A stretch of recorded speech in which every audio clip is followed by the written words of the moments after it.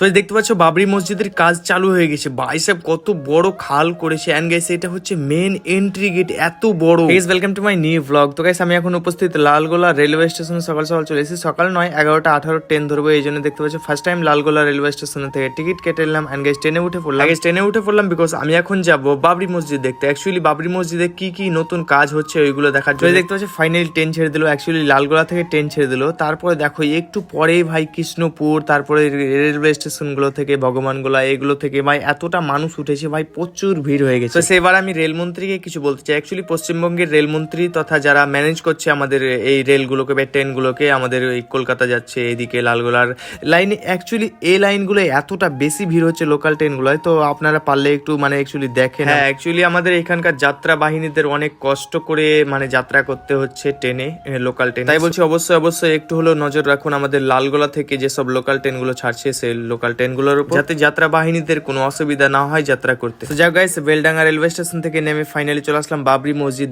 দেখতে পাচ্ছ নতুন নতুন কাজ চালু হয়ে গেছে। এদিকে প্রধান এন্ট্রি গেট যেটা হচ্ছে ভাই বিশাল বড় একটা এন্ট্রি গেট হচ্ছে, তোমরা দেখতে পাচ্ছ, আমি তোমাদেরকে দেখানোর চেষ্টা করছি। এবার একটা কথা বলে দিই, অনেকেরই ডাউট ছিল এই জায়গাটা নিয়ে। অ্যাকচুয়ালি এই জায়গাটা এত বড় করে খুঁড়েছে, সবাই ভাবছে এখানে মসজিদ হবে, বাট না, এটা কিন্তু এন্ট্রি গেট হচ্ছে। এতটা বড় এন্ট্রি গেট, সত্যি সত্যি দারুণ ব্যাপার। বাই দ্য ওয়ে আজকের এই ব্লগটা এতটাই ছিল। ব্লগের মাধ্যমে আশা করি তোমরা জানতে পেরেছো বাবরি মসজিদে কি নতুন কাজ হচ্ছে। আজকের এই ব্লগটা ভালো লাগলে অবশ্যই ভিডিওটিতে লাইক করে পেজটি ফলো করে দেখা হচ্ছে নেক্সট ব্লগে। ততক্ষণের জন্য গাইস বাই বাই।